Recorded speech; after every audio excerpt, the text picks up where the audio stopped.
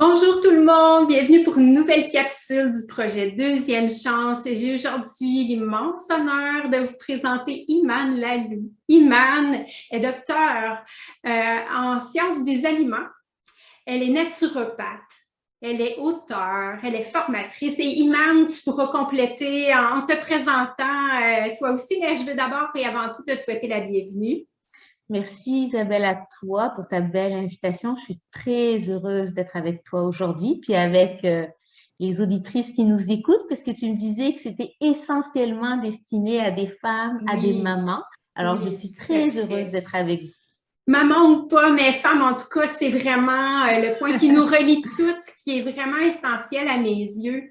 J'aimerais, Imane, que tu nous dises qui es-tu, toi, aujourd'hui, en 2021? Qu'est-ce qui constitue ton univers actuellement? C'est une grande question, ça, Isabelle, hein, la question qui es-tu? Je dirais j'aime ça parce que tu rajoutes aujourd'hui, parce que sinon, la question est très philosophique. Alors aujourd'hui, je dirais que je suis une exploratrice, tiens, de la vie. Je me sens un peu comme le fruit de mes expériences passées, de mes rencontres, des moments heureux, des passages douloureux. Et donc, je suis à la fois une femme passionnée, colorée, sensible aussi. J'adore la passion, mais j'aime beaucoup la simplicité. J'aime beaucoup, je dirais, ressentir la vie dans les moments, je dirais, profonds, sensibles, touchants. Mais j'aime aussi danser latino, etc. Donc, je suis un petit peu tout ça. Puis, on a dit femme, puis on a dit maman. Puis, je suis maman d'un garçon merveilleux, Naël, qui va avoir bientôt d'ailleurs 16 ans. Une des expériences les plus enrichissantes de ma vie. J'ai grandi en même temps que lui. En 16 ans, C'est vrai. j'ai beaucoup grandi en accompagnant mon garçon. Donc, voilà, en quelques mots, si je dirais qui je suis aujourd'hui. Que c'est beau et inspirant. Puis on sent tout de suite que tu es une personne authentique parce qu'en te voyant, en ressentant ton énergie, j'aurais certainement pu décrire une bonne partie de ce que tu viens de nous raconter. C'est ce que tu transmets par ton énergie. Ben, je dirais, Isabelle, c'est aussi le fruit de mon parcours. J'ai appris, quand j'ai dit simplicité, j'ai pas toujours été quelqu'un de simple. Plus jeune, quand je naviguais beaucoup dans l'univers scientifique, il me semble que tout était complexe au niveau de mon cerveau, dans ma vie aussi. Puis, j'ai appris, en fait, c'est vrai que des fois, on dit c'est difficile d'être soi. Eh bien, moi, je me suis rendu compte en bout de ligne, ce qui était difficile, c'était de ne pas être soi. Donc, Totalement. autant que possible, j'aime jouer carte sur table, j'aime être franche et j'aime m'entourer. Autant au niveau de mes relations proches, mais aussi au niveau professionnel, vraiment de franchise, d'authenticité. Moi, je trouve que un lien, ça se construit sur la confiance. Puis la confiance, ben, c'est être soi. Mais tellement. Dis-moi, je pense que tu as beaucoup de choses à me raconter par rapport à ton arrivée sur Terre et par rapport à ton enfance. Raconte-moi ce parcours-là. Mon arrivée sur la Terre, Isabelle. Tes questions sont tellement, j'adore. Alors, mon arrivée sur la Terre chaotique. Justement, j'en parlais samedi. J'ai parlé à mes deux tantes paternelles que j'adore et qui m'ont beaucoup accompagnée enfant. Je suis née vraiment dans un chaos physiologique. Elle me disait combien de fois j'ai failli mourir depuis la date de ma naissance. J'étais l'enfant fragile au niveau physique. Je suis née dans des conditions difficiles avec une grande inflammation intestinale, problème digestif majeur. Ma mère était malade. Ma mère est décédée quand elle était jeune. J'ai toujours connu ma mère malade. Donc, je dirais dans un environnement qui était plus proche de la mort et de la maladie que de la santé. Alors, évidemment, vous comprenez tout de suite le lien pour moi avec l'univers actuel de ma vie. Donc, une enfance, je dirais, c'est vrai, difficile, douloureuse. Et en même temps, maintenant, quand je porte mon regard sur cette enfance-là, elle est définitivement le tremplin qui me permet d'être la femme aujourd'hui. Est-ce que j'ai tout traversé? Est-ce que j'ai tout accepté? Est-ce que non, il reste encore évidemment des petites blessures, mais je dirais sur l'amplitude du parcours, j'ai beaucoup de gratitude. Mais c'est vrai que je dirais chaotique, une arrivée sur la Terre plutôt chaotique. Ouais. C'est vrai, je pense que ça serait ça. Ouais. Et dis-moi, le fait parce que tu étais quand même, tu as été touchée par la maladie pendant une bonne partie de ton enfance, de quelle façon ton adolescence aussi, de quelle façon ça a teinté chacune des sphères de ta vie à cette époque-là? La peur, la peur de mourir, la douleur physiologique, parce que avoir toujours mal au ventre, passer beaucoup de temps dans la salle de bain, c'est pas agréable. Avoir très mal aussi dans le corps. J'ai dormi des fois dans une baignoire. Mon père me mettait de l'eau froide, puis je dormais dans la baignoire pour ne pas avoir mal aux jambes parce que j'avais un problème de croissance. Donc, au niveau physiologique, la survie.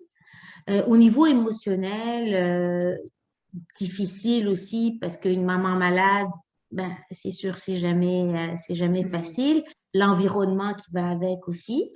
Ma mère décédée, mon père s'est remarié, ça a été très difficile aussi comme environnement affectif.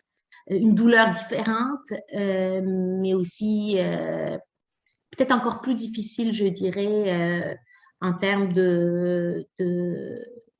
d'expérience. Donc, je dirais, somme toute, mon enfance, autant au niveau physiologique, affectif, finalement la sécurité de l'enfant, etc., c'était difficile. Je compare des fois notre stabilité un peu à une table qui a 4 pattes. Je dirais qu'il manquait peut-être 3 pattes et demie à mon équilibre. Là. Non, c'est vrai que c'était pas facile, mais heureusement qu'il y avait des étincelles. Oui, je comprends. Tu as parlé de la peur de la mort qui t'habitait, mais est-ce que tu as été confrontée à d'autres peurs au cours de ton parcours? Ah oui, bien sûr. La peur du rejet, beaucoup. Je crois que celle-là m'a accompagnée enfant, ado, adulte pendant vraiment longtemps. La peur du rejet parce que physiquement, je me sentais très laide, je me sentais très différente. J'avais un gros ventre, j'étais toute petite, donc j'étais assurément pas la star de mon école et encore moins de mon lycée ou de mon collège ici au Québec. Donc la peur du regard des autres, la peur du jugement. La peur de ne pas être à la hauteur, la peur de ne pas être aimée, la peur de ne pas être suffisante, la peur de déranger. Mais je pense ne pas être aimée les résumerait toutes. Et où est-ce que tu as puisé l'énergie pour aller chercher toi-même les solutions à tes problèmes? Aussi loin, Isabelle, que je puisse me souvenir, j'ai toujours senti qu'il y avait en moi un grand chaos, mais quelque chose. Même enfant, je me souviens, des fois, je fermais les yeux puis je sentais une force, quelque chose. Maintenant, je peux dire une force de vie, mais à l'époque, je sais pas, j'avais comme un feu, une flamme qui faisait que je me relevais, j'étais debout, donc quelque chose de très intérieur.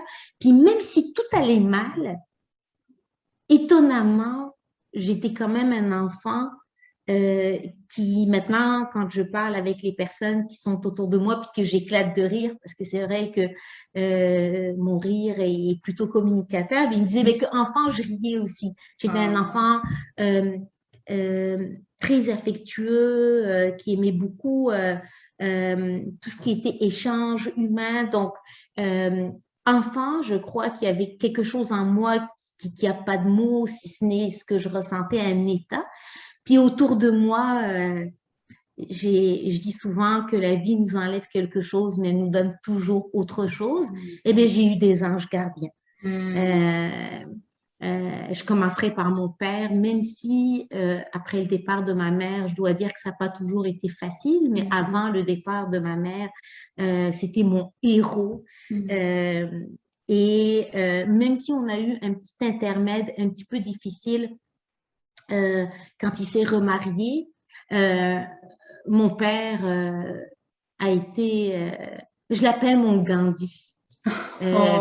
Pour son humilité, pour justement son intégrité, son authenticité, son ouverture à la vie, même dans ces moments d'absence, parce qu'il n'était pas absent, mais je ne le comprenais pas enfant, il était tiraillé entre différentes choses, mais il s'est rattrapé au centuple.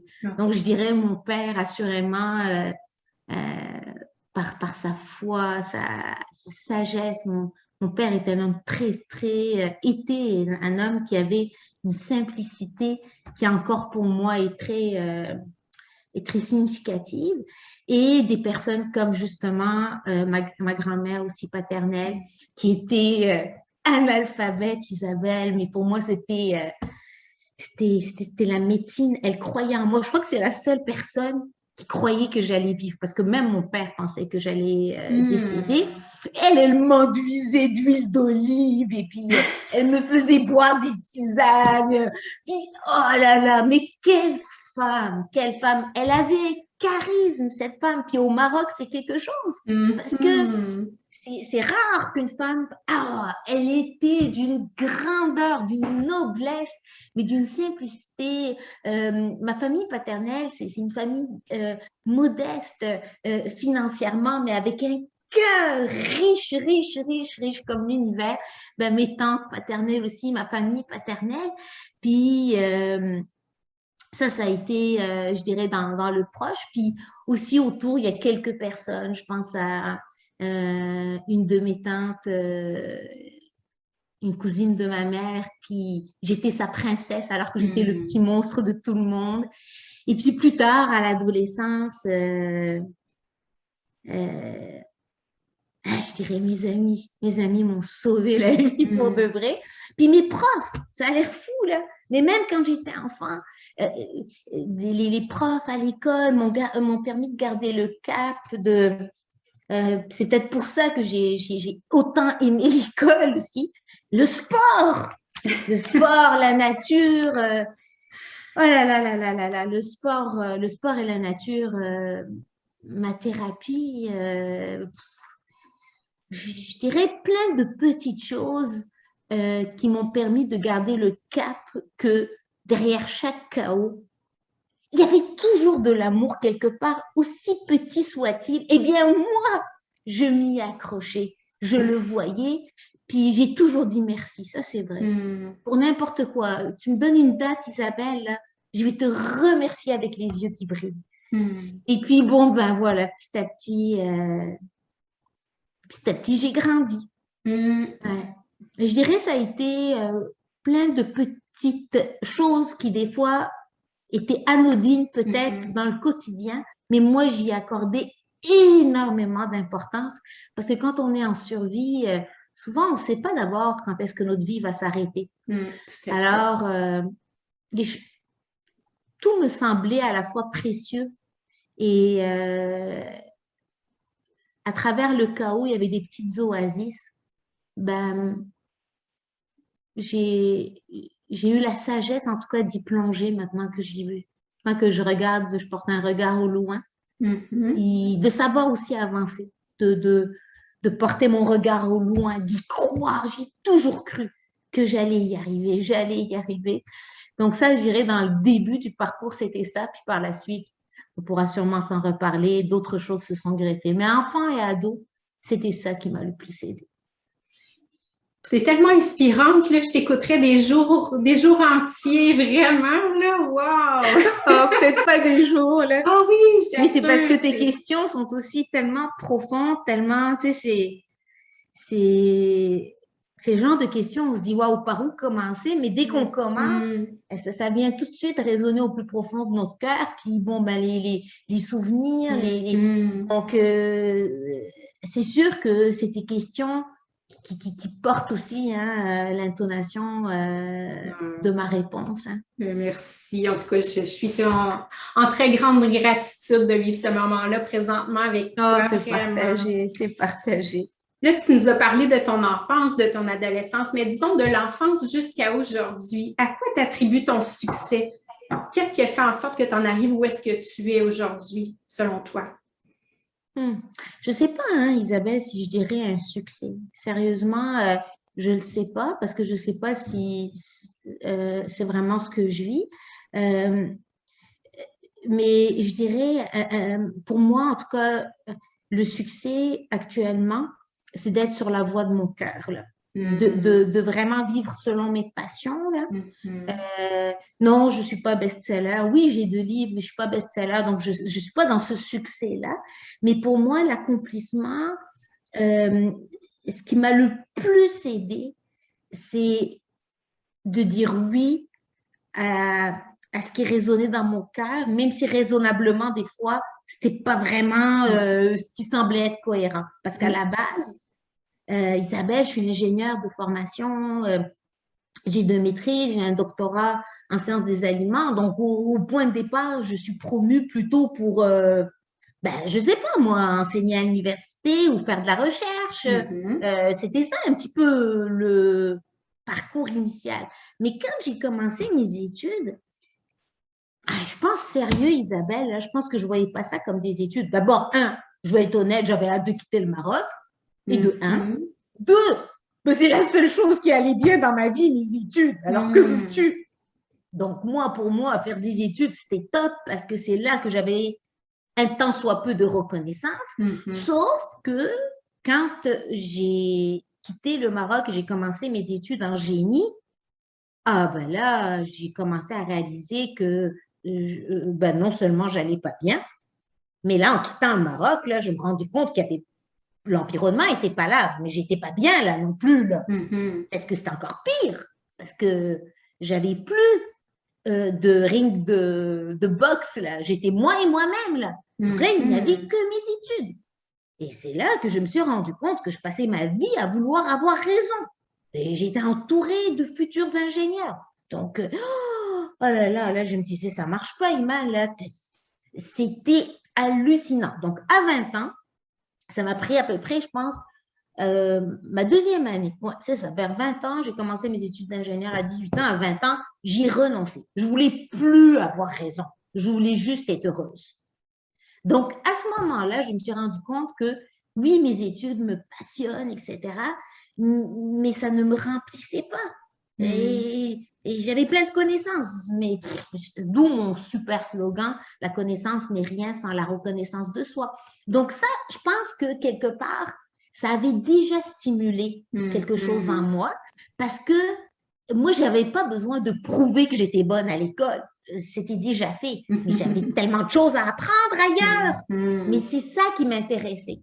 Donc, quand je faisais mes études, c'était explorer le monde. Donc, je passais de pays en pays, je me disais un diplôme par pays. Et quand je suis arrivée au Québec, c'était le coup de cœur. Ça y est, là, j'étais amoureuse du Québec, etc. Puis finalement, j'ai fait mes études, mais je n'ai pas accepté les premiers postes qu'on me proposait après mon doctorat.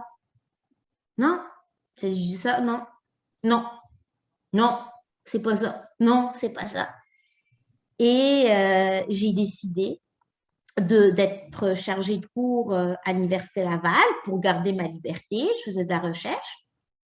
Et puis, comme je faisais de l'improvisation puis que j'avais gagné un concours, j'ai décidé de donner une conférence. Mais c'était vraiment pour le fun. Sérieux, Isabelle, pour le fun.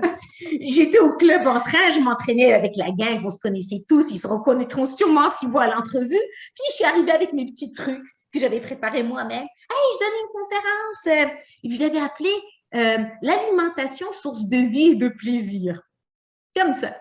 Et là, la salle était pleine, je m'amusais. Puis un jour, il y a eu un directeur d'une école de naturopathie qui était là. Il me dit, ben, ça ne tente pas de faire une formation de naturopathe? Là, je dis, non, non, ça, moi, je suis ingénieur, je sais pas, là, non, non. Il dit, écoute, tu l'as, le truc professionnel de la santé, tu as déjà le bagage en alimentation. J'ai commencé mes études, j'ai adoré. Mais je ne savais pas ce que j'allais en faire. Mais finalement, j'ai ouvert une clinique. Mais finalement, 3 mois plus tard, j'étais enceinte. Eh bien, crois-le ou pas, Isabelle, j'ai tout mis sur off pour être enceinte. Wow. Parce que je voulais être maman à temps plein. Eh bien, pendant 4 ans, j'ai été maman.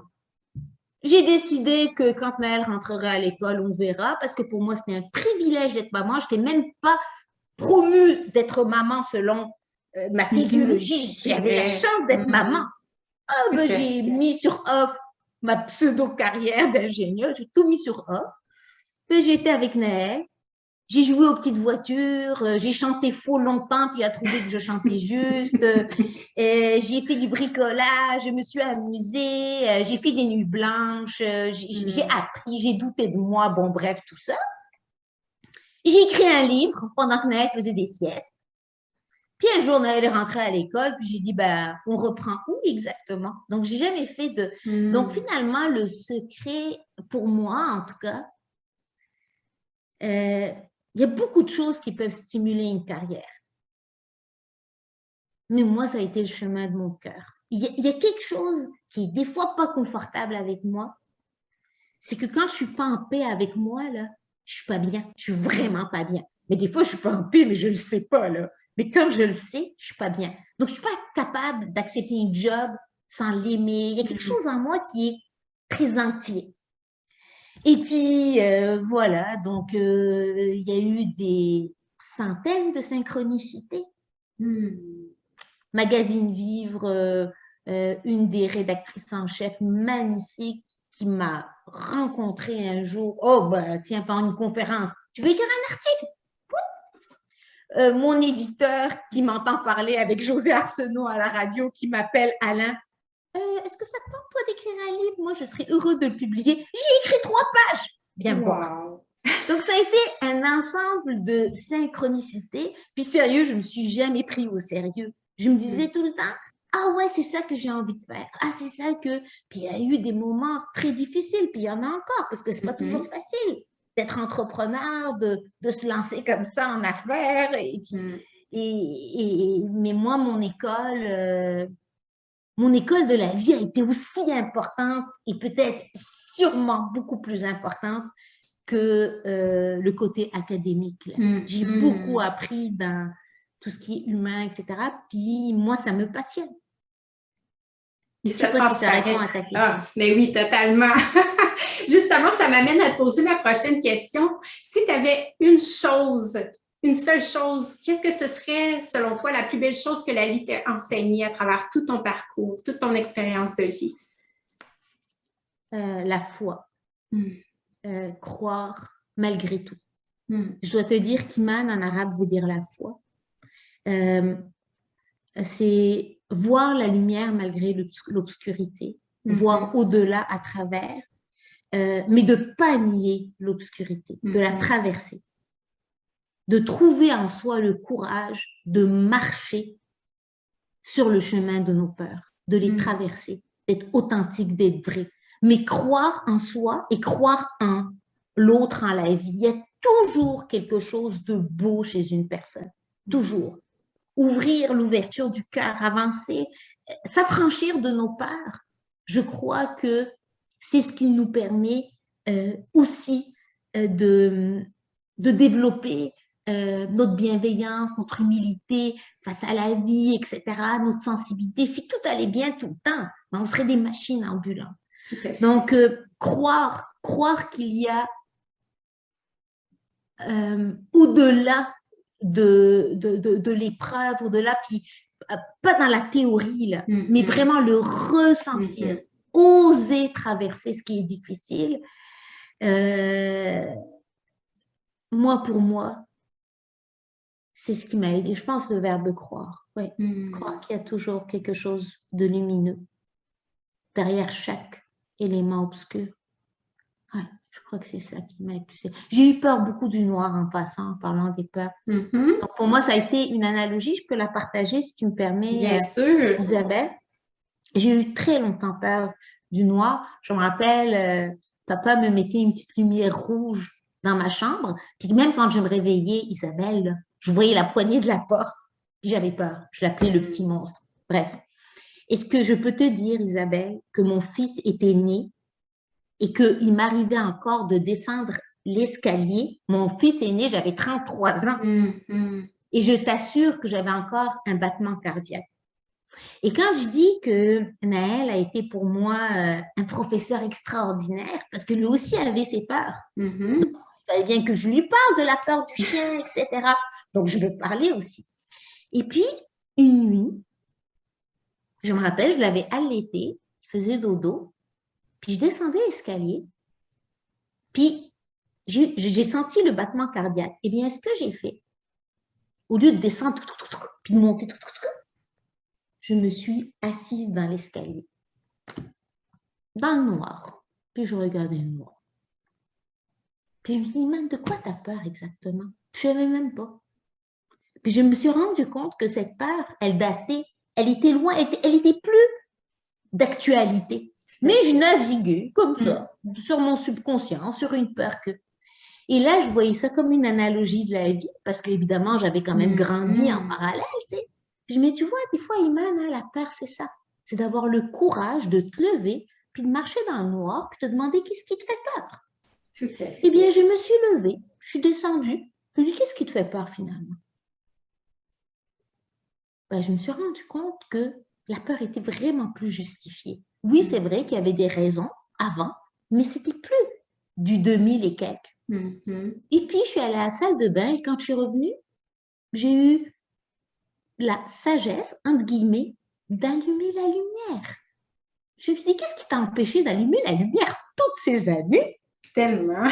Eh ben, je me suis dit, dans la vie, c'est un peu ça. Des fois, quand on marche dans le couloir de notre sous-sol, d'abord, ouvrez les yeux, arrêtez d'être effrayé.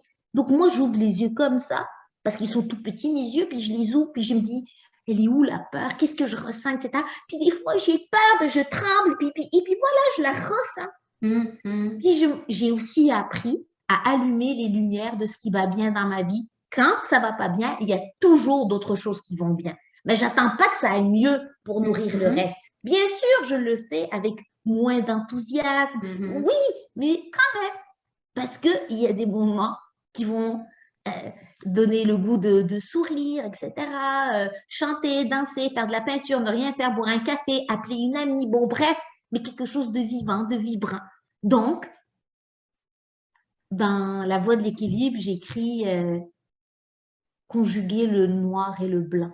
Arrêter de vouloir. Donc ça, je crois que ça m'a beaucoup aidé à avancer vers la clarté et dans la clarté. Merci pour ce partage-là. Tu n'es pas la première que j'entends par rapport à la peur du noir. J'ai une de mes collègues de travail qui est vers la fin trentaine, début quarantaine aussi avec cette peur-là. Puis je pense que on peut faire l'analogie par rapport à n'importe quelle peur. Et c'est vrai qu'on traîne des peurs par rapport à notre enfance, notre adolescence, par rapport à des situations qu'on a vécues. Puis aujourd'hui, on l'a conservé, mais quand on s'assoit et on prend le temps de la regarder en face, on se rend compte que c'est vrai que c'est plus actuel. Sauf qu'il faut que notre subconscient se réveille. Parce que tant que notre subconscient croit que c'est d'actualité, eh bien, on a encore peur. C'est pour ça que c'est très important de prendre le temps de s'observer, de s'écouter, de savoir où est-ce qu'on en est et d'avoir le courage, je dirais, d'avancer puis d'affronter nos petits monstres. Puis des fois, un gros monstre, c'est plein de petits monstres. On prend une petite bouchée à la fois. Puis de réaliser que des fois, on reste bloqué, figé dans quelque chose du passé qui n'est absolument pas justifié aujourd'hui. Mais tant qu'on ne l'aura pas fait par nous-mêmes, il n'y a personne qui peut le faire à notre place. Tout à fait. Dis-moi, au fil de ton parcours, qu'est-ce que tu dirais que c'est les qualités que tu as développées grâce à tes expériences? La résilience, Mhm. ça c'est assurément, je crois, une des qualités les plus remarquables chez moi, la Tout à fait. résilience. La patience, ça va avec. La persévérance. Je suis quelqu'un qui persévère énormément. Et par rapport au passé, si je dis dans les apprentissages, autant j'ai grandi dans un espace où il y avait énormément de tristesse, de lourdeur. Je suis Mhm. quelqu'un qui aspire à beaucoup de légèreté, beaucoup de Mhm. joie, etc. Ça, c'est quelque chose que, que j'aime beaucoup dans mon parcours, sentir que je suis en mesure de sourire dans la voiture pour rien du tout, là, mais de m'extasier devant une assiette de sushi, mon côté un peu fou, un peu enfant, euh, c'est vraiment quelque chose qui est pour moi rafraîchissant. Et j'ai mis du temps à me rendre compte que je l'avais aussi enfant, mais Mhm. il a vraiment, il vient de cette je dirais, de ce bassin un petit peu plus difficile. Par rapport au bassin difficile, j'ai grandi dans la violence. Ben, je crois que mes amis, mon entourage sont tous témoins de ma grande douceur. Je suis quelqu'un qui aime beaucoup la douceur, à différents niveaux, même au niveau thérapeutique, par rapport au corps, par rapport au cheminement, etc. Donc ça, pour moi, c'est important, mais une douceur authentique. Je suis capable de nommer les choses. J'ai grandi dans un espace où il y avait beaucoup de non-dits, beaucoup de choses compliquées. Mhm. Ben, c'est comme, OK, Isabelle, de quoi tu jases là? Qu'est-ce qui... Mhm. Donc moi, j'ai besoin de clarté et ça, autant que possible, pour moi, c'est une qualité, en tout cas, que j'essaye de cultiver. Douceur, évidemment, ça va aussi avec bienveillance pour les autres. Mhm. Ça a été naturellement facile pour moi, mais dans un excès de bienveillance. Mais j'ai mis beaucoup de temps avant de cultiver la bienveillance vraiment pour moi, être gentille avec moi. Mhm. Euh, puis, mon amour des gens et de la vie, je dirais, entre virgules, malgré tout. Ça veut dire développer petit à petit. Ça a été très long aussi comme parcours. Les gens parlent beaucoup de pardonner, etc. C'est un verbe qui demande beaucoup, beaucoup, beaucoup de temps. Mais là, je peux dire aujourd'hui, je suis heureuse d'être en paix avec les personnes avec qui j'ai vécu le plus de violence, mais de me sentir un peu affranchie de ça sans les aimer à la folie, non, Mhm. mais d'être simplement libre de ça. Et ça m'a donné aussi la sagesse de ne pas m'entourer avec des personnes Mhm. qui, avec qui je ne me sens pas bien. J'ai ça, moi, dans la vie. Là. Si je ne me sens pas bien dans un projet, je vais te dire non, je ne me sens pas bien. Si tu m'avais Mhm. appelé puis ça ne me tentait pas de faire une entrevue, eh bien maintenant, j'endosse le rejet. Ça a été long. Mhm. Mais je peux dire que je suis une personne qui ose dire maintenant non parce que j'ai besoin de cultiver davantage de respect dans ma vie. Donc, beaucoup de choses, quand je dis le tremplin 2, je crois qu'on est le fruit de nos expériences Mhm. passées. Euh, ben, je dirais, tout ce que je suis finalement euh, aujourd'hui, c'est comme des petites graines. Certaines étaient déjà là, déjà fleuries, mais d'autres ont mis du temps à pousser. Mais Mhm. tu sais, celle à qui je tiens le plus, beaucoup, beaucoup, beaucoup, celle que j'ai fait grandir par moi-même. Mhm. C'est parce que des fois, il y a certaines choses qu'on peut considérer comme un acquis, mais quand on est parfois amené dans une zone désertique, là, puis Mhm. qu'on arrive à faire grandir, je dirais, une tulipe dans un désert, ou une Mhm. rose, ou une orchidée, ou un lys de paix, tiens, pour prendre le Québec, eh bien, ce lys de paix, je te dis qu'on en prend soin parce qu'on Mais connaît sa valeur. oui, Ouais. exactement, tellement précieux, hein. Mm. Dis-moi, avec le recul aujourd'hui, si c'était à refaire, referais-tu les choses de la même façon ou tu ferais différemment? Je te dirais la partie sage en moi, je te dirais non, je ferais rien différemment parce que je sais que tout avait sa place, etc. Mais si j'avais à être, mettons, euh, avoir plus de recul par rapport à mon expérience, puis j'avais à la refaire, je serais définitivement plus gentille, plus bienveillante et plus aimante avec moi. Moins de remise en question par rapport à qui je suis, etc. Je serais, si j'avais à m'offrir le plus beau cadeau de ma vie, c'est d'être une maman pour moi. Et ça serait vraiment, c'est d'ailleurs ce que j'essaie de faire, puis j'y suis vraiment pas encore arrivée là. C'est pour ça que pour moi, Naël, c'est la plus belle expérience parce que j'essaie de m'offrir ce que j'offre à mon fils. Et c'est grand, ça prend du temps. Alors, c'est sûr que quand je revois le nombre de fois où j'ai douté de moi, le nombre de fois, c'est sûr que j'aimerais avoir cette sagesse de m'agenouiller, puis de consoler, puis...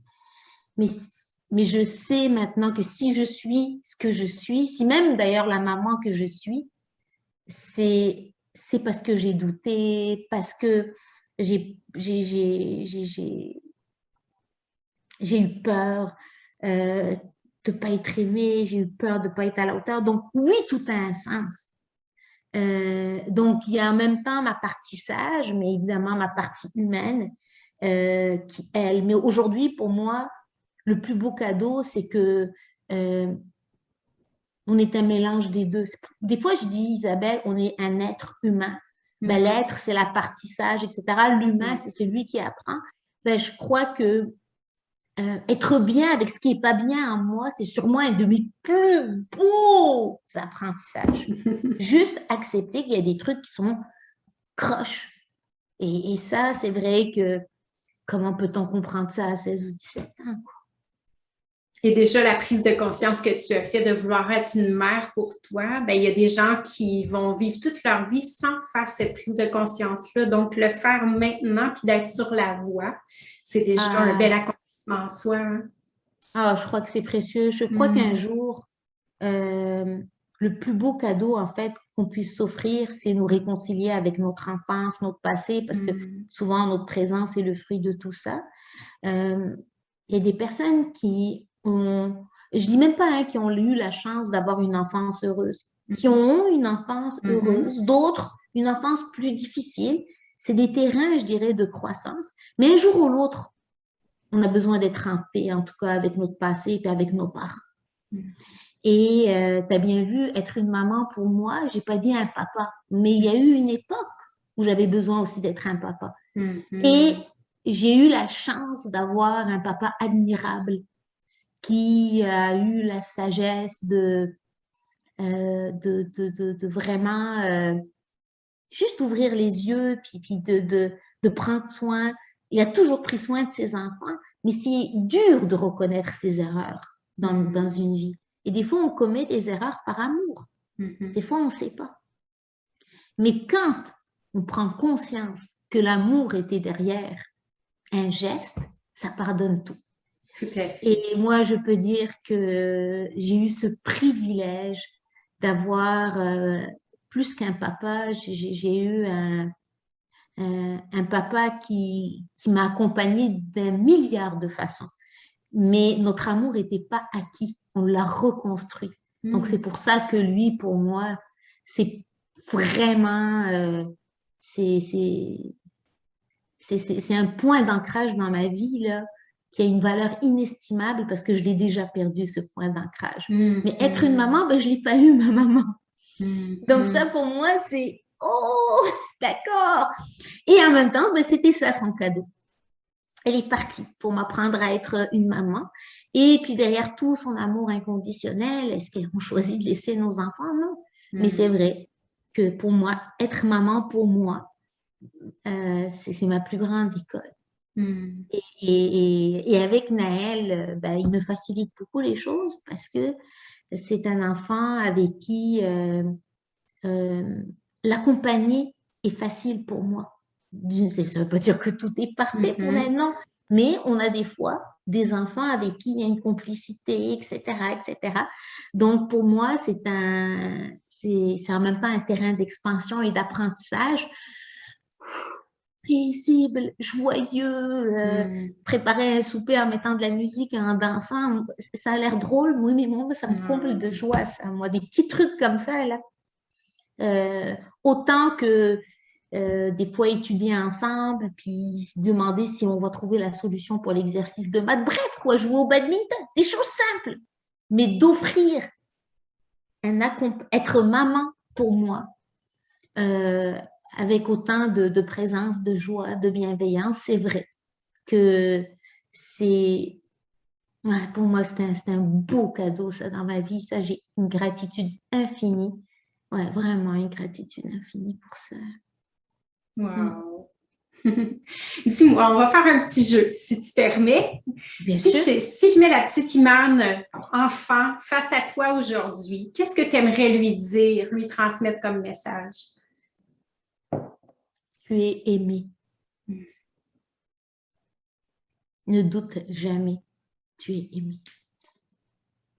Malgré tout ce qui peut, je dirais, des fois, j'ai pas envie d'utiliser le mot philosophique, voiler ton regard, parce que souvent j'écris, non, pas une petite fille, je dirais pas ça, évidemment. Même si des fois tu as mal, même si des fois tu as l'impression que tu n'es pas à la hauteur, même tu as l'impression que tu es laide, même si tu es aimé et je t'aime tel que tu es. C'est vraiment ça que je dirais. J'irai pas. Moi, j'ai appris une chose avec Naël, d'ailleurs, sûrement un de mes plus grands professeurs pour la simplicité. Quand un enfant te pose la question, c'est mieux de réfléchir, pas pour donner une réponse complexe, mais pour donner une réponse succincte. Si tu dis pas voiler ton regard, là, tu réserves ça pour tes écrits. Mais tu reviens vers ton cœur, tu parles avec ton cœur, puis moi, ça serait très simple. Tu es aimé et tu es aimé tel que tu es. Ah oui, tellement. Et elle, en te regardant toi aujourd'hui, qu'est-ce que tu penses qu'elle te dirait? Je pense que d'abord, je la verrais sourire. Puis c'est drôle, ce qui viendrait, c'est comme, je le savais. C'est comme, je le savais, je l'ai toujours su, mais en même temps. Et puis c'est drôle parce que je pense que quand je la vois, je vois mes parents aussi, là, les deux parents, autant papa que maman. Je crois qu'elle serait aussi fière de moi que mes parents. C'est dans le sens que quand une personne t'accompagne comme une petite fille ou un parent depuis les débuts, parce que c'est les seules personnes qui ont ce privilège d'être là depuis ton J1 jusqu'à la fin, eh bien, ils ont un regard plus global, plus profond, plus d'amplitude, etc. Et puis, cette petite fille, pour moi, il n'y a pas la petite fille puis Imane. Pour moi, je suis la somme de tout ça. Elle est en moi, mais moi aussi, j'étais en elle. C'est juste pour moi des cycles de comment je dirais ça, qui permettent finalement à une partie de se révéler plus qu'une autre. Mais quand j'étais toute petite, à 5-6 ans, puis que j'ai fait une méningite, puis que je suis restée 3 jours dans le coma, puis que je me suis relevée alors qu'ils préparaient vraiment mon enterrement, etc. J'étais pas dans la plainte, j'étais pas dans... C'est la première chose que j'ai dit, parce qu'avant de partir dans le coma, j'étais en train de manger une poire. J'ai dit, j'étais avec ma tante que j'appelais Tati, que j'appelle encore d'ailleurs Tati. Et Tati, elle est où ma poire? Puis je parlais en français. Mais ma grand-mère ne comprend pas un seul mot de français. J'étais à l'hôpital. Elle dit, mais qu'est-ce que tu dis? Et il ne s'attendait pas à ce que j'ai... Mais pour moi, cette expérience, je crois que dans ma sagesse, je ne l'ai pas amplifiée. J'ai jamais dramatisé ça. De toute façon, j'étais habituée, de toute façon, d'une certaine manière. Mais aussi à 12-14 ans, les moments vraiment difficiles où j'ai beaucoup ressenti le rejet, c'est à l'adolescence. Parce qu'enfant, on ne se rend pas compte qu'on mesure une pinotte. Maintenant, je mesure 5 pieds 3, mais je mesurais vraiment à la moitié de ça, avec un gros beton, toute petite. On m'appelait l'araignée à l'école. Mais à l'adolescence, ça paraît, ça. Mais quand il a fallu que je me prenne en main quelque part, je ne savais pas que je me prenais en main, là, j'appelais pas ça comme ça. Mais n'empêche que j'avais une discipline incroyable. Tous les matins, je me réveillais en cachette, je respirais profondément. Je ne le savais pas. Je devais faire mes premiers exercices de respiration et de yoga. Donc, il y avait en moi quelque chose qui était déjà là, qui a pris le temps de croître. Mais maintenant, beaucoup de choses de ma spontanéité, c'est vraiment parce que, enfant, j'ai pas beaucoup joué. Ben moi, j'ai envie de m'amuser dans la vie, Isabelle, tu comprends? Donc, ça aussi, pour moi, elle est encore là. Donc, pour moi, il n'y a pas elle et moi. On est tout ça. On a grandi ensemble. Puis, plus je m'entends parler, plus je me dis, est-ce qu'il y a la petite Imane puis la grande Imane? Non, il y a une Imane à différents stades. Dans le fond, elles communiquent encore ensemble. Mais pour moi, je suis tout ça, quoi. Je vais avoir 90 ans ou 80 ou 70, je ne sais pas, les cheveux tout blancs. Puis j'espère que je vais danser encore latino. Mais... J'espère.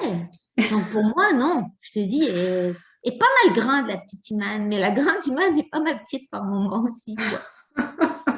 Ouais, un peu atypique comme réponse, mais... Au contraire, tellement inspirant. C'est la première fois que quelqu'un me répond de cette façon-là et en même temps, je trouve que ça a tellement de sens. Ça me parle vraiment. C'est vrai.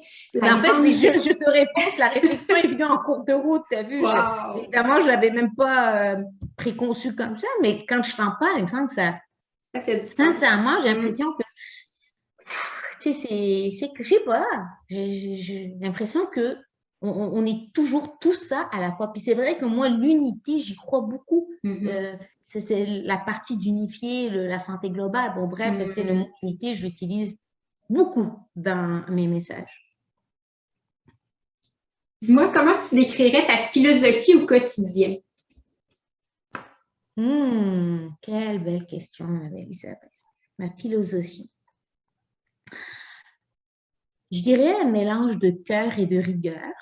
Tiens, parce que autant j'aime marcher, c'est vrai, écouter mon rythme, autant je suis quelqu'un d'organisé, je suis quelqu'un de très épuré. Ne me mets pas beaucoup de choses dans une maison, peut-être parce que j'ai voyagé souvent dans ma vie, donc je ne suis pas quelqu'un qui est très encombré, etc. Donc, un horaire qui respire, j'ai besoin de ça, un horaire qui respire. Et en même temps, une personne organisée dans le sens où je crois que je suis quelqu'un de responsable. Il y a telle chose à tel moment, je vais, etc. Donc ça, pour moi, dans ma philosophie de vie, oui, je vais être à l'heure au rendez-vous, mais à ma façon. Donc, des fois, si j'ai une conférence à préparer puis j'ai pas d'inspiration, j'ai la sagesse de aller marcher, aller courir et c'est sûrement là que je vais avoir l'inspiration. Donc, la philosophie, je dirais, au quotidien, c'est un peu être à l'écoute de mes besoins. D'abord et avant tout, mes besoins essentiels, donc que ce soit d'ailleurs physiologique ou intérieur, et en même temps, essayer autant que possible. Je dis autant parce que c'est pas toujours facile d'avoir une ouverture pour être à l'écoute présente. C'est vrai que je suis quelqu'un qui aime être présent. Donc moi, au supermarché, la caissière, je la regarde dans les yeux puis je lui dis merci. Et si possible, je dirais, je dis si possible parce que c'est moi aussi, il m'arrive d'être pressée. Je ne vais pas être tout, mais il m'arrive, comme tout le monde, d'être pressé. Puis je pense à mon garçon quand il avait plus 4-5 ans, puis qu'il faut aller chercher à la garderie ou peu importe. Donc, là, à ce moment-là, c'est vrai que des fois, mais d'avoir juste cette sagesse de le dire. Aujourd'hui, je suis vraiment pressée, voulez-vous que...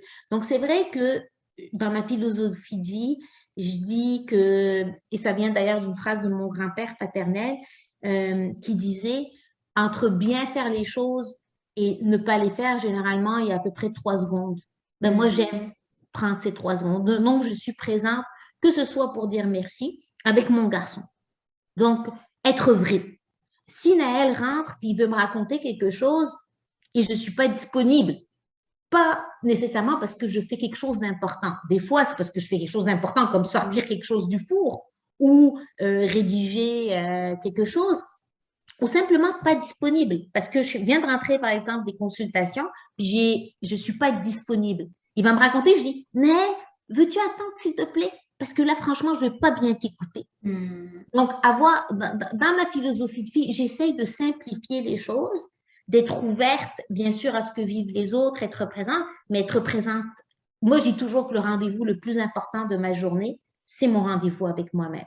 C'est la graine. Par la suite, le reste peut prendre son envol. Donc, une philosophie, oui, qui prend racine dans mon cœur, mes valeurs, etc., mais qui, pour moi, a besoin de se manifester pour moi, si je parle de bienveillance, mais je ne suis pas bienveillante. C'est pas dans la cohérence. Non, c'est ça, il n'y a pas de cohérence. Mais comme tout le monde, je vais avoir des moments où je vais m'égarer. Oui, et je crois que maintenant, ce qui me distingue à 49 ans, quand je m'égare, je me dis, wow, Iman, ralentis là, qu'est-ce qui se passe? Tu sais, j'essaye vraiment d'être à l'écoute et de suivre la voie de mon cœur et de vivre selon mes valeurs. Très important pour moi. Quand je m'écarte de mes valeurs, je pense que ça me prend une fraction de seconde pour me dire, Iman, tu te mens à toi-même. Donc, généralement, j'essaye de ne pas me mentir à moi-même, même si c'est dur. Mais je préfère être moi avec le côté croche que ne pas être moi et être bien avec tout le monde. Ça, c'est sûr que pour moi, ça, c'est définitif dans la vie, là. Moi, si une personne m'aime, c'est pour ce que je suis, et sinon, ça n'a aucune valeur. Puis si une personne ne m'aime pas, ça, c'est l'héritage d'avoir vraiment eu peur du rejet longtemps, puis d'avoir voulu plaire aux 8 milliards des gens sur la planète, même ceux que je ne connais pas. Maintenant, j'assume le rejet. J'assume. Bien sûr, puisque c'est pas tout le monde qui nous plaît d'emblée. On sait qu'il y a du bon en chaque personne, mais l'énergie ne circule pas de la même façon avec tous les humains sur la Terre. Donc, c'est tout à fait normal qu'on ne plaise pas à tout le monde. Ça n'indique pas qu'on a moins de valeur. Au contraire, chacun a sa valeur à lui. Exactement. Chacun a sa propre valeur. Puis quand on en doute, on a juste à penser à une maman. Une maman, quand son enfant fait quelque chose de croche ou qui fait une grosse gaffe, on ne le jette pas à la poubelle. Non, on l'aime pareil. Et effectivement, je crois qu'une de nos richesses, c'est nos différences. Puis heureusement qu'on n'a pas des affinités pour tout le monde. Donc, ce besoin ultime d'être aimé par tout le monde est une illusion. Mais c'est surtout, en fait, de toute façon, combien même tout le monde nous aimerait, finalement, la vraie question, c'est est-ce que je m'aime moi-même? Donc, plus on a besoin d'être aimé des autres, moins on s'aime soi-même, moins on se fait confiance. Bon, à un moment donné, je me suis dit, Iman, il faut dire que j'adore les maths. Mon père est mathématicien à la base, puis mettons que j'ai un petit côté quand même mathématique qui me permet de garder le cap. Je dis, Iman, prends au moins une trajectoire logique. Parce que combien même toute la planète va t'aimer, tu vois, c'est comme une passoire. Il y a toujours des trous. Ça rentre, ça sort. Commence. Déjà, tu veux que les autres t'aiment, tu fais partie des humains. Commence par t'aimer. Tout à fait. C'est très logique.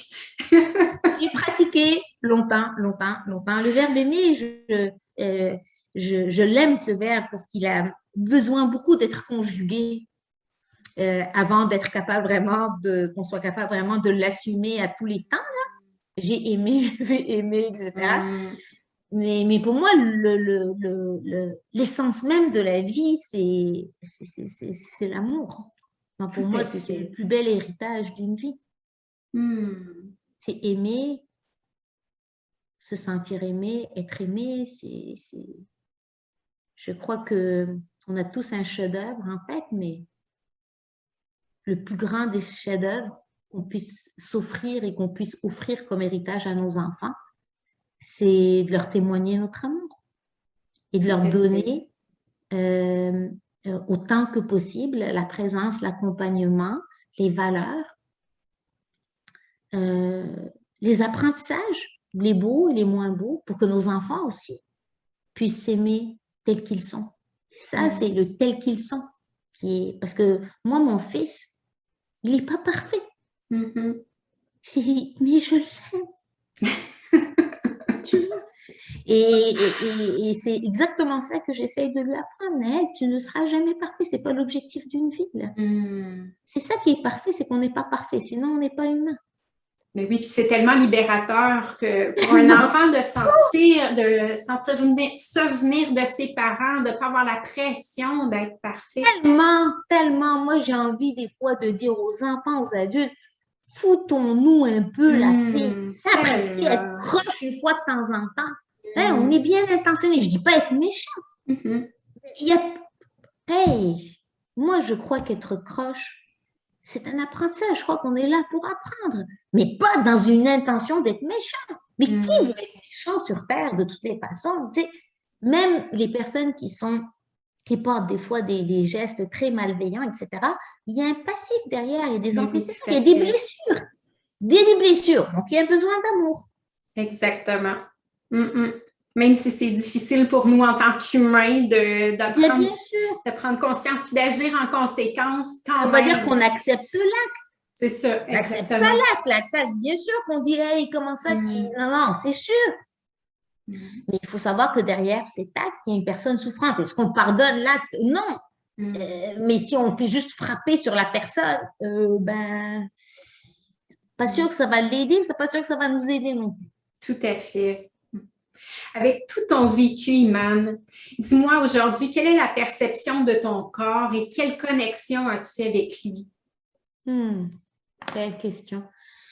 Moi, je dirais, Isabelle, mon corps, je peux le dire très simplement, ça a été enfant, adolescent, jeune adulte, le bassin de la souffrance. C'est là que je ressentais le plus la souffrance, même émotionnelle.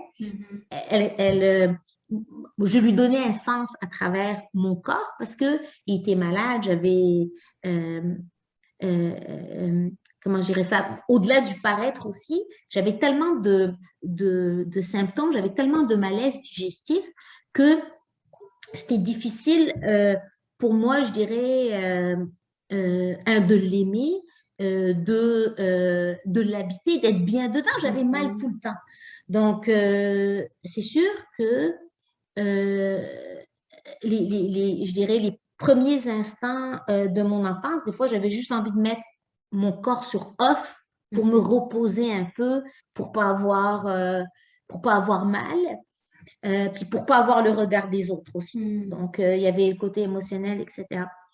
Puis maintenant, rappelle-moi ta question, ce que j'ai retenu. Quelle est ta perception de ton corps et ta connexion avec lui? Alors, ma perception maintenant de mon corps, c'est d'abord l'évolution. Maintenant, c'est devenu un peu comme le baromètre juste de ma vie. Autant au début, c'était le bassin de ce qui me faisait mal. Maintenant, c'est vraiment, je réalise à quel point il a été fort. Il a tenu le coup. Et maintenant, c'est absolument pas parfait, mais s'il y a une chose dans ma perception qui a beaucoup changé, c'est mon regard. Maintenant, le bonheur que j'ai de me dire, j'ai plein de cheveux blancs, même si ça ne paraît pas parce que j'ai beaucoup de cheveux, mais de me sentir en paix avec mes cheveux blancs, avec les rides, avec finalement la mouvance du corps. Dans le sens, moi, vieillir, j'adore vieillir. Donc, ça, c'est vraiment cette perception que le corps porte mon histoire, mais porte aussi, pour moi, il porte tout ce que je suis. Donc, il y a cette... je ne sais pas si je peux dire encore là, c'est ce que c'est une perception. Maintenant, est-ce que mon corps, c'est une perception? Je pense que justement, je ne suis plus dans la perception. Tiens, avant, j'étais toujours dans la perception, l'analyse, le ci, le ça. Maintenant, je suis plus, mon corps, je le sens plus comme un habitat. Il me semble que je l'habite, je me sens mieux dedans. Puis ma relation avec lui, c'est énormément adouci, énormément. Et maintenant, ce que j'aime, c'est que je lui accorde une place, je dirais, privilégiée dans l'écoute. C'est le besoin de repos. Je suis quelqu'un, moi j'ai besoin de faire dodo. Comme hier, j'ai dit à mon fils, Naël, moi, à 10h, 10h30, je vais dormir parce que j'ai une entrevue avec Isabelle demain. Parce que pour moi, le sommeil est important. Donc, pour moi, ce n'est pas un acquis d'être en santé. Donc, pour moi, c'est un grand parcours, c'est une grande richesse, c'est un bijou. Mais j'ai compris aussi que le corps porte mes valeurs, mon cœur, etc. Mais je ne sais jamais quand est-ce qu'il va s'arrêter. Isabelle, tu vas trouver ça peut-être difficile à croire, mais encore aujourd'hui, quand je me lève, je vis ma journée comme si c'était la dernière. Parce que c'est ce que je croyais à 5 ans, etc. Donc, pour moi, quand il va bien, mon corps, j'ai cette sagesse maintenant déjà de l'apprécier. Puis, il m'arrive de me sentir mal pour différentes raisons, ne serait-ce qu'une blessure sportive. Eh bien, maintenant, je ralentis. J'ai ralenti la course pendant une certaine période parce que je me suis fait mal. Et quand j'ai repris, eh bien, je me suis rendu compte que je courais moins vite. Eh bien, d'ailleurs, je vais écrire un petit article là-dessus. Je l'ai vu pendant une course cette semaine. Je vais écrire un truc de la performance à la bienveillance. Ben, j'ai décidé que j'allais courir moins vite. Alors, oublie le 5 km en 30 minutes. J'y arrive même plus, même en rêve. C'est correct. Mais ça m'a permis de recourir 10 km. J'ai pas de montre, j'ai pas de chrono. Donc, mon corps, je le vis plus comme une perception. Finalement, encore comme la petite Imane, pour moi, il fait partie de moi, mais je ne m'y attache pas. C'est dans le sens où, c'est pas parce qu'il a une ride ou parce que oui, il va changer. Eh bien, maintenant, pour moi, vieillir, c'est aussi embellir ma vie. Je peux pas avoir le corps de 18 ans. De toute façon, moi, dans mon cas particulier, perso, je le veux pas. Parce qu'à 18 ans, oui, j'avais pas de cheveux blancs, oui, mais je ne m'aimais zéro. Donc, de loin, je préfère, si tu veux, la perception. Mais justement, je pense que maintenant, je suis plus dans la perception, je suis dans le ressenti. Oh oui! C'est le ressenti. Je le sens, mon corps, je vis dedans. Des fois, il a mal, des fois, il est si, mais j'ai la sagesse aussi. Je dis souvent ça aux personnes. On parle du corps juste quand il a mal. Pouvons-nous en parler quand il va bien? Mais oui, tellement. Et j'en prends soin. Mais oui, tellement. Puis, tu parlais du fait de vieillir, d'avoir des rides, des cheveux blancs, mais en fait, c'est un privilège. Le vis-tu encore plus comme un privilège maintenant au quotidien? Moi, c'est sûr. Moi, ma mère est décédée à 33 ans. Et on m'a dit que j'allais mourir à une journée, 3 jours, 6 jours, 6 ans. Comme dirait mon père, quand j'ai eu 45 ans, il m'a dit « Un petit bonus de 45 ans, ça se prend bien. » Mais pour moi, je suis déjà dans le bonus. Donc, non. Et c'est ce qui fait que, mais ça ne veut pas dire que c'est toujours beau, mais même quand ça ne va pas bien dans ma vie, parce que moi aussi, j'ai des périodes où ça ne va pas bien, eh bien, je suis tout de même en paix avec ma vie. Parce qu'elle n'est pas parfaite, elle n'est pas ci, elle n'est pas ça, elle n'est pas ci. Mais j'essaie plus de construire des cathédrales, moi, dans la vie. Je n'ai pas besoin de construire des pyramides. Et j'essaie juste d'être moi, puis d'être en paix avec moi. Puis j'ai encore beaucoup de choses à accomplir. Mais juste être en paix. Avant, j'avais toujours l'impression qu'il manquait quelque chose, que ce n'était pas entier. Quand je vais guérir, quand mon ventre... Eh ben non. La journée où j'ai décidé que je ne vais pas attendre que tout soit bien, ben maintenant, je me dis, ouais, la vie, c'est un mélange de moments heureux, joyeux, mais moi, j'accepte que la vie, c'est aussi des moments douloureux. Je ne m'attends pas à ce que la vie, ce soit un oasis tranquille, puis toujours que de la bienveillance. Non, moi, je crois que ressentir de la colère, c'est normal, ressentir de la tristesse, c'est normal, vivre des épreuves, c'est normal, mais autant que possible, j'essaye que ma vie devienne de plus en plus douce, mais on le sait, la vie est imprévisible. Et le corps, il nous échappe. C'est pour ça que moi, je me dis, je ne sais pas ce qui va arriver demain, mais si je mise ma vie sur mon corps, s'il y a une chose qui bouge tous les jours, c'est bien mon corps. Tout à fait. Ce qui reste, c'est mes valeurs, c'est ce que je suis quand on ne parle pas de mes diplômes, quand on ne parle pas de mon parcours, quand c'est finalement... Moi, un peu comme s'il me restait 3 heures avant de mourir, je sais pas, moi, tu parles pas de tes rides, genre. J'essaye de pas en parler à 49 ans parce que pour moi, c'est pas un sujet qui me... Non, on s'accroche au ride parce qu'il y a une blessure derrière. Encore là, c'est une histoire d'amour.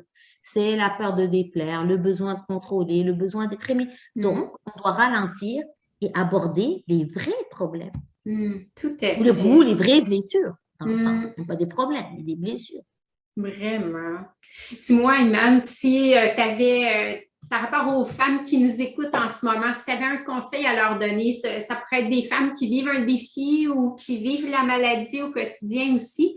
Qu'est-ce que tu aimerais leur transmettre comme information au sujet de leur rapport avec leur corps à elles?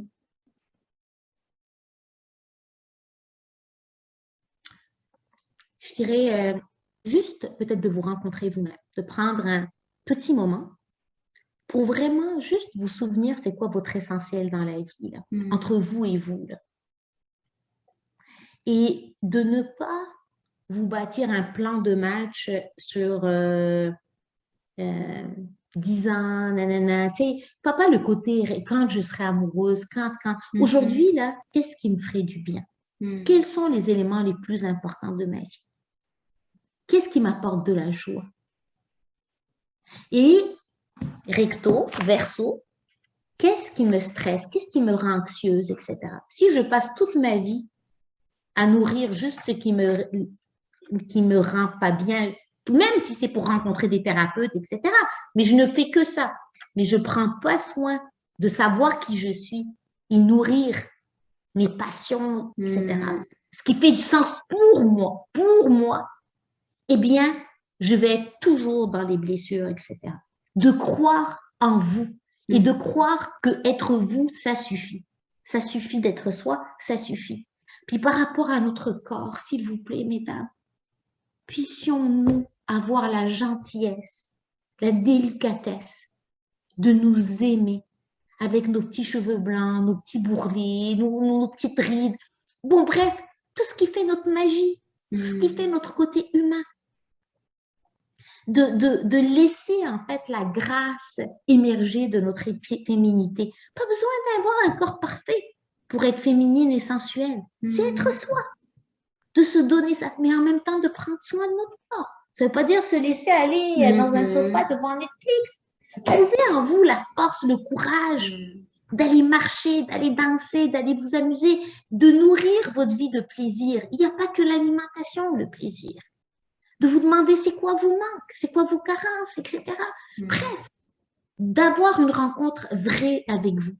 Mais le point de départ, je crois, c'est en même temps de souhaiter avancer vers l'amour de soi. Même si c'est une petite brique à la fois. Moi, je crois qu'une brique, ça devient un mur, puis un mur, ça devient une maison. Puis une maison, ça devient un château. Mais un château, pas besoin d'être le château Frontenac.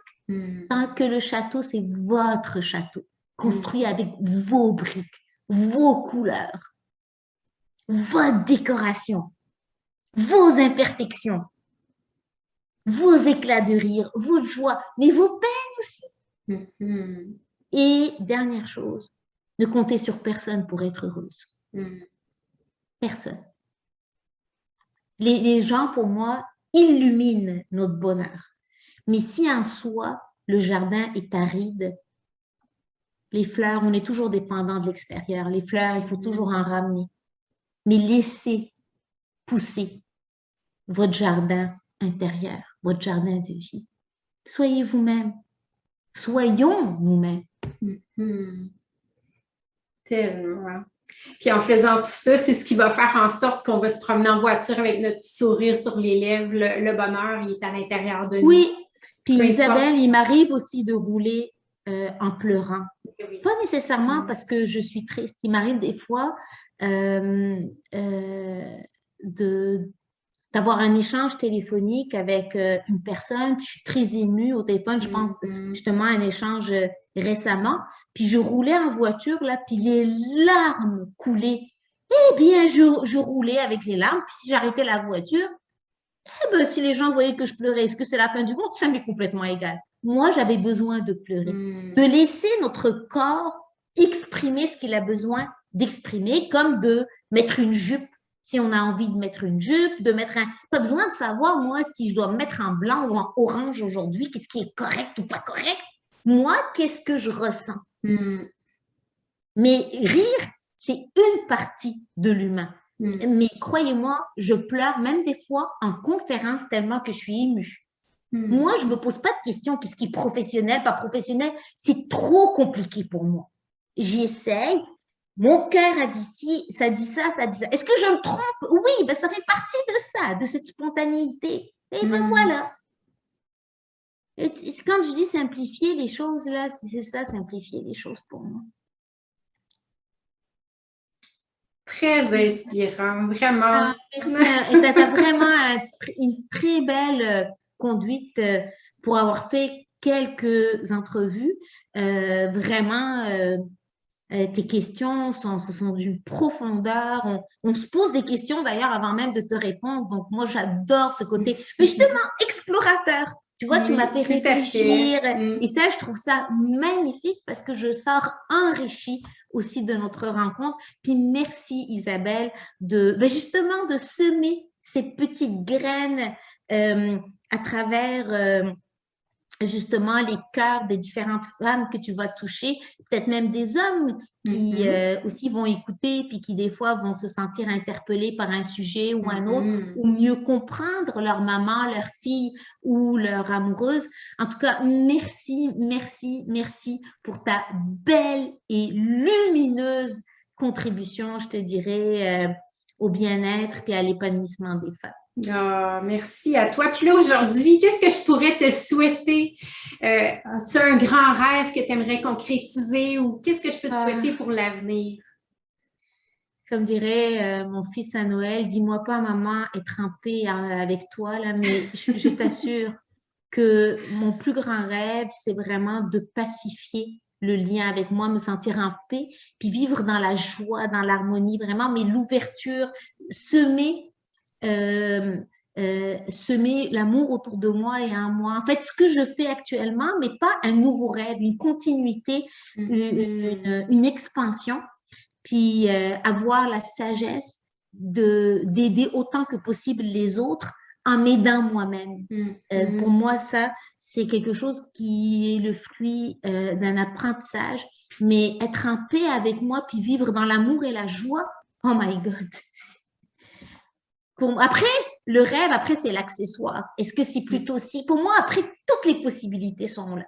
Mais moi, un rêve, c'est un état. C'est pas un événement. Je te dirais pas, oh, oui, je vais sûrement, je suis en train d'écrire un roman. Oui, je vais, mais c'est pas des plans de match. Moi, mes rêves, c'est des états. C'est des états. Ressentir plus d'amour, plus de paix, plus de joie, plus d'effervescence, explorer la vie dans cette oui, puis partager. Ouais. Partager avec des... Ouais, c'est vraiment partager.